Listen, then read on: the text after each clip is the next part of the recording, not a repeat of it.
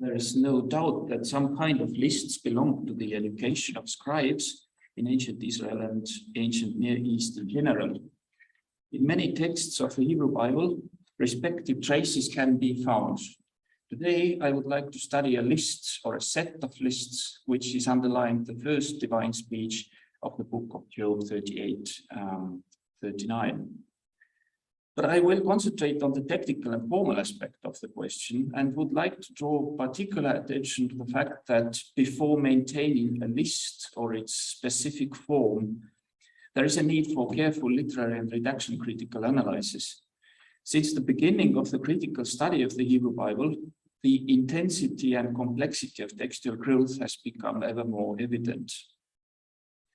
Good example is Gerhard von Rath's epic article from 1955 on the Listenweisheit of ancient Egypt and its connections to Book of Job, chapters 38-39. It was a strong and very much considerable thesis, having been criticized afterwards, but it lacked, in fact, redaction critical analysis of texts presented in the article. My approach will differ from previous ones because of an additional focus on form critical side. The earliest layer, the first version of the divine speech in the book of Job, has had a distinct form, having parallels mostly in wisdom speeches. The form deserves attention, and form can only be analyzed if literary and redaction critical analysis is done. Hence, this will be a journey through Job 38 and 39, asking how to discover a list or lists in a text full of textual additions and glosses. For the start, I would like to substantiate my argumentation with some poetological reasoning, so it will be a crash course in ancient Hebrew poetry. It will suffice to take into account 9 basic facts about poetic features.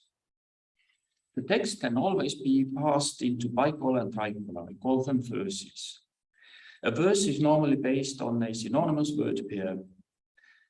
The 2 or seldom 3 cola of a normal verse in the wisdom literature have similar length. Verses strongly tend to build literary units of 2 or 3 verses, strophes or substrophes or stanzas and substanzas, with the same content. The phenomenon is often supported by synonymous word or phrase pairs and word lists. I mean the phenomenon of stanzas. Word repetition, often keywords in symmetric and chiastic positions. Alliteration and sometimes end rhyme. And longer syntactic constructions. 2, seldom more than 2 or 3 verses can be once more connected into strophes or stanzas with similar contents. This phenomenon is supported by synonymous word or phrase pairs and word lists, word repetition, often keywords in symmetric and chiastic positions, alliteration, sometimes end rhyme, longer syntactic constructions. A series of strophes or stanzas build a poem or speech, and a speech can be supported by initial keywords or thematic verses, word repetition, summaries at the end. This is a rather suitable technical way to accommodate a list. An example of the poetry in the book of Job from chapter 19, verses 13 through 20. The book of Job has a number of lists wrapped in its elaborate poetry. One of the longest ones can be found in Job 19, a list that contains the members of Job's family and community, all who turn away from Job in his suffering. So the members of the list are marked gray on the screen. On the left side, in the columnar scheme, you see with several colors marked several poetical figures which shape this rather balanced text. The passage consists of two stanzas, both divided into 2 substanzas that follow the model of 2 + 2 bicolor. The entire passage is colummetrically balanced. This means all cola have a relatively similar length. Only verse 16 is slightly longer. Synonymous parallelism dominates everywhere. and is supported by a number of synonymous word pairs. There is alliteration, but as an exception in this case, we see a lot of end rhyme, now marked green on the screen. Symmetrical word repetition is very usual in the book of Job. Here we deal with the word root zara, strange, in the beginning of both substances of the first stanza and in the beginning of the second stanza. This word or word root is marked yellow in the translation.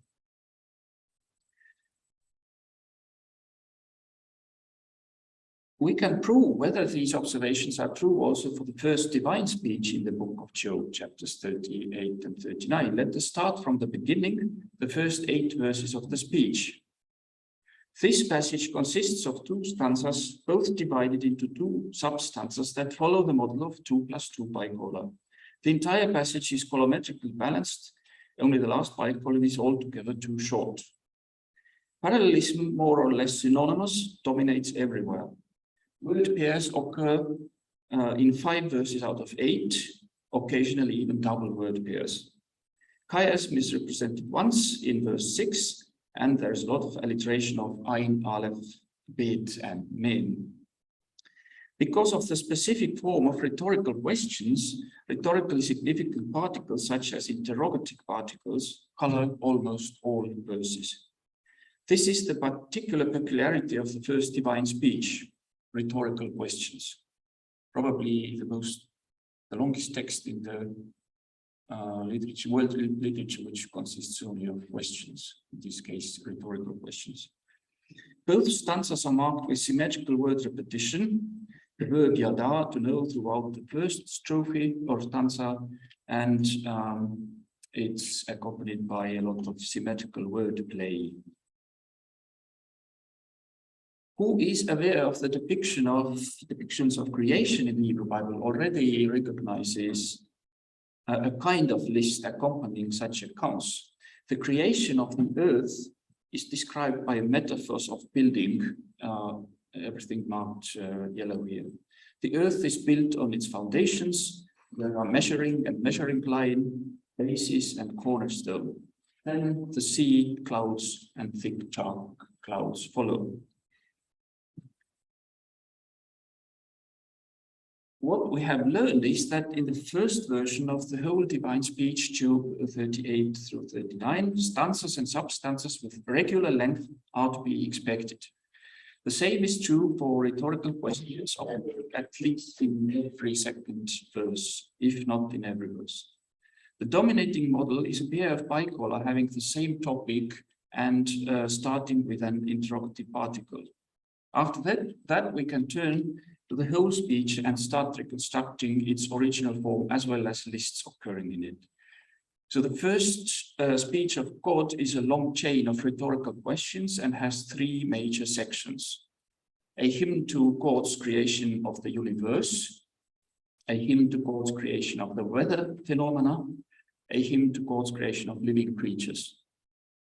If to reduce the speech onto a list of keywords and thematical units, and to measure how long respective poetical units are, then we will have a following result.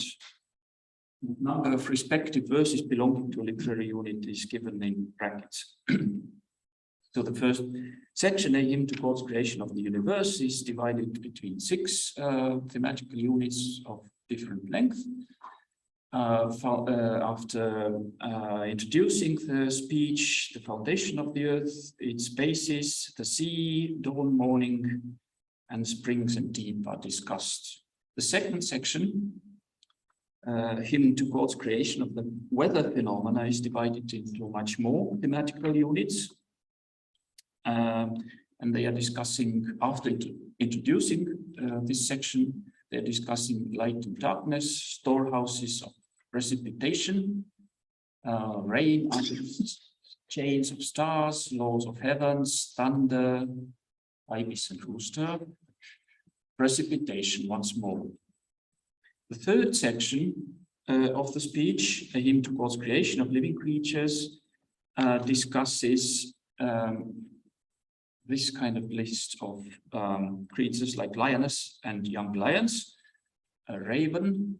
Then there is a small introduction into the next part of the speech, which takes up mountain goats, and then wild ass, wild ox, ostrich, horse, hawk, and eagle follow. In most cases, the dominating number of verses in one unit is 2 or 4, which supports the hypothesis that the original poem might have used 2 bicolor units as a basic strophic structure.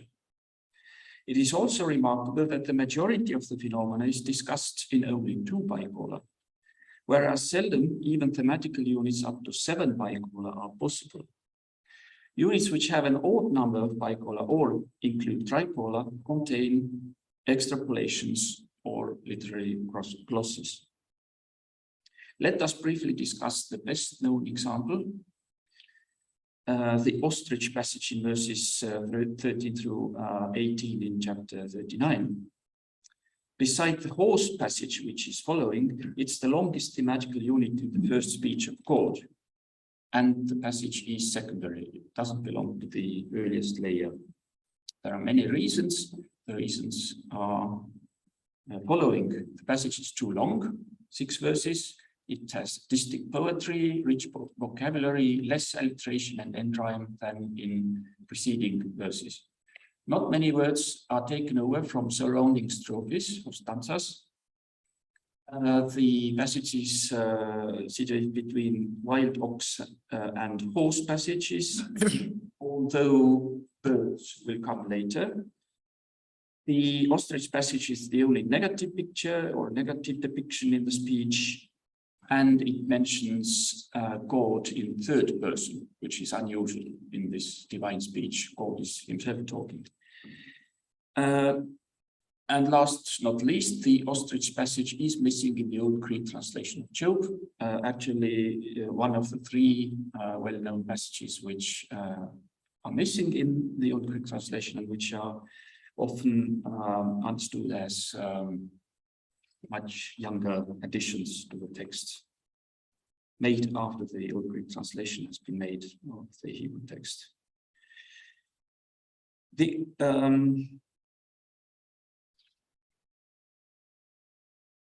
other sections, which might have been added later, are listed here. I just take some examples from here. Verses 19 through 25 in chapter 39 discuss horse, or the example of the horse, but it contains a secondary meditation on the motif of a mighty horse in battle. This is quite well recognizable. You have 2 verses, 2 bicolor, discussing the horse as a very special being, and then there is a distinct poem of 5 bicolor which discusses the horse in a battle. Added later.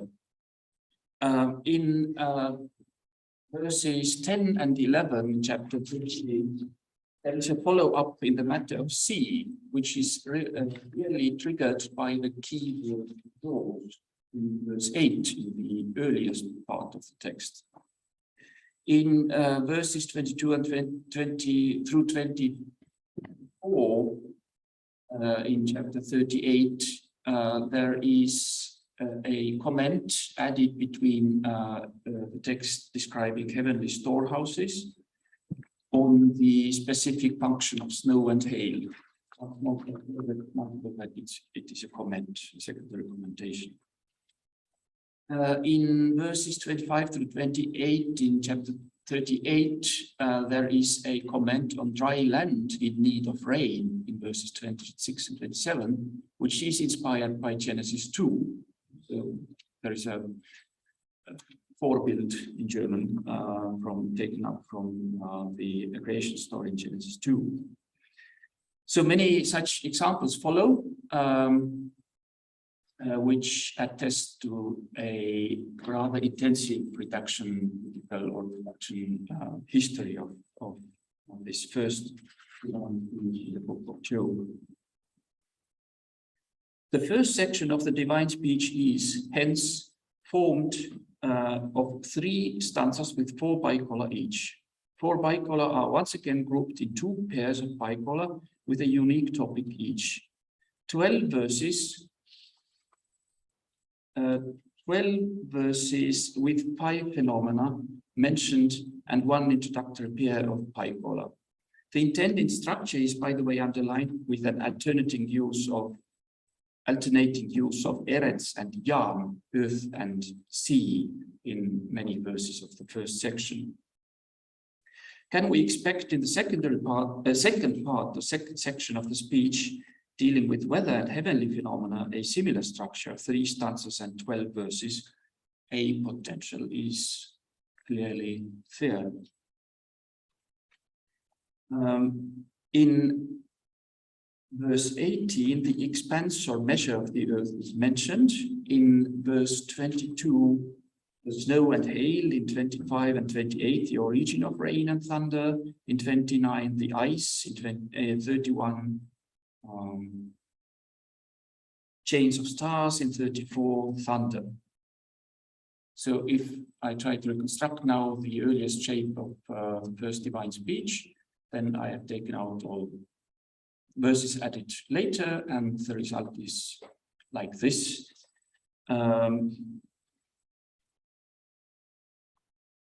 So the second section of the earliest version of the divine speech has the same structure as the first section.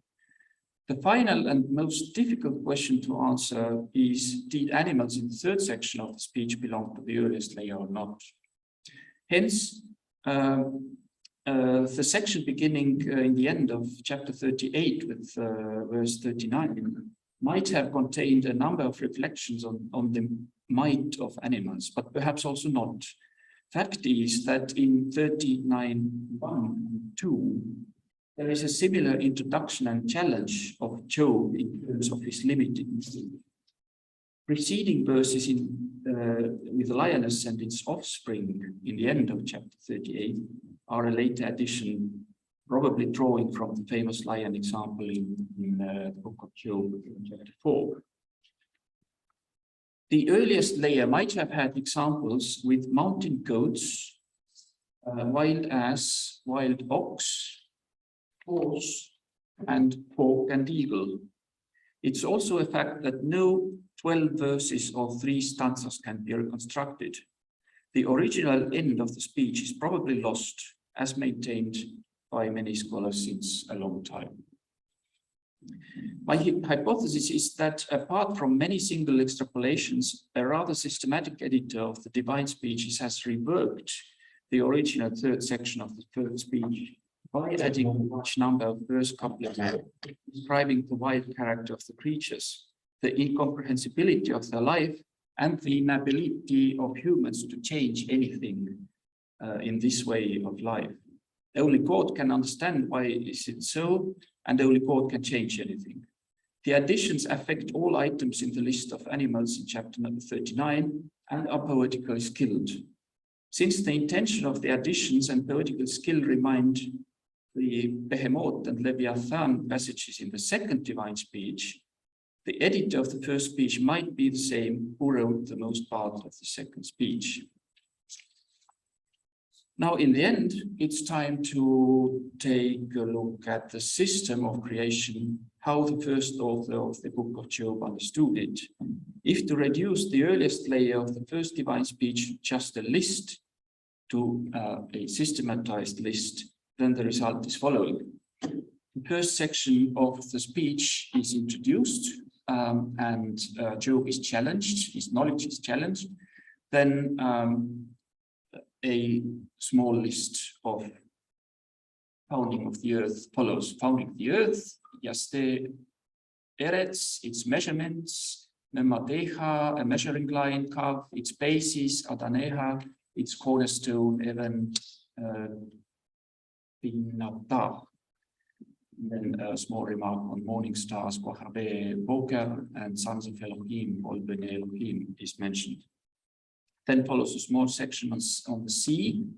The sea, Yam, a cloud, Anan, and thick darkness, Arafel are mentioned. Then follows a small section on dawn and morning, Shachar and Boker are mentioned. Then a section on the deeps, springs of the sea, Nibche, Yam, deeps of the abyss, Gekerte home, gates of the death, Sha'are Malet, gates of the death's darkness, Sha'are Tzalmalet are mentioned. The second section of the speech is once more introduced and Job is challenged. Then lists follow. The first one deals with the storehouses of precipitation. Snow shellac, hail barad, frost copper, and east wind qadim are mentioned. Then a list on the channels for precipitation follows. The channel for the torrent, Shetef Ta'ala is mentioned, then rumble of the thunder, Haziz Kolot, rain, Matar, drops of dew, Igle Tal.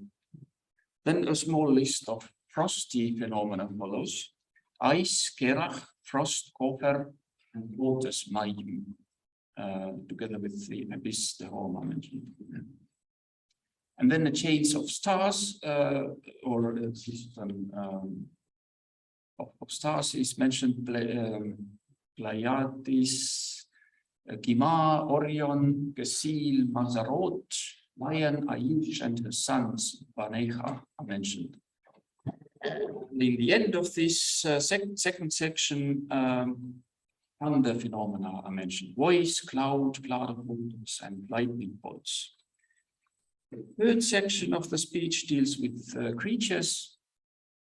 And here the first small section includes mountain goats, hens. The second section, wild ass and onager.